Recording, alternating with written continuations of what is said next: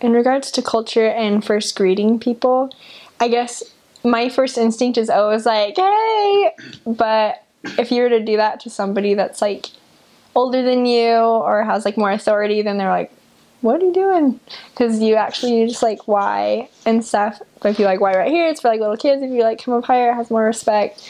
That was like the first thing that I had to be like, oh, okay, like oops. That was like one of the good culture things. Other than that, I was kind of surprised by how welcoming people are. Like if you see them on the street, they're all about talking to you immediately. There's not really like this huge like wall, like why are you talking to me right now? Or like you show up their door, you can be friends within about 20 seconds. You could be in their house, they're feeding you food and giving you water. I can't really see that happening that much here in the United States, but there that's very normal, is being very hospitable and just like open, I guess. And something kind of funny about the culture, they're pretty open about personal things and bodily functions and strangeness, even over the pulpit. Like you never get, it never gets old as like Fast Sunday when a member will go up to the front and just talk about how this week they experienced this, and then talk about how they had tongsia, which means diarrhea, and you're like okay. But it's so normal. Like they're just like so open with it, like, oh yeah, she's sick, she's barfing, like okay.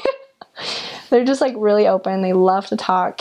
As for culture, religion wise, that's kind of something that a lot of people don't think about before they go to Thailand, is that it is very Buddhist, and there's a lot of wats, which are temples, and pretty much the majority of people in Thailand are Buddhist, and so they'll have their morning rituals that they'll do. They'll prepare food for the local monks and come out in their front yard and wait in a line until the monks will come and get their food for the day, and that's what their sustenance will be for the rest of the day. And when they do, then the monk will actually say a prayer in Sanskrit and bless them for the day, pretty much.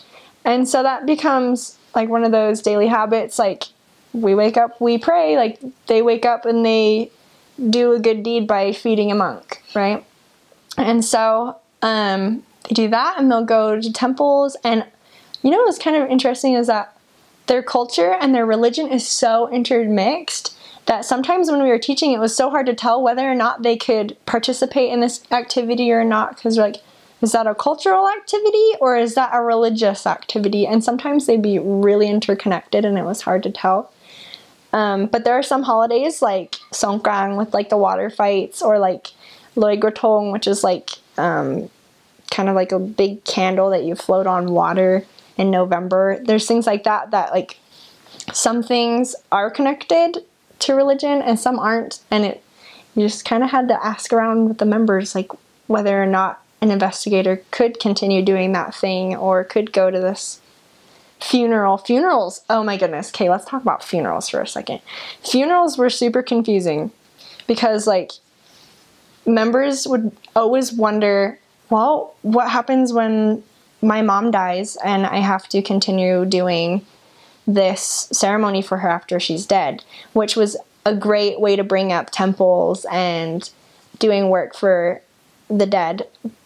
But like when their family member would die, like what do? Do they go and like worship the monk on that day or not? And that was like one of those things that we had to deal with a lot. Because funerals there are very Buddhist and very religious. So ours are much different.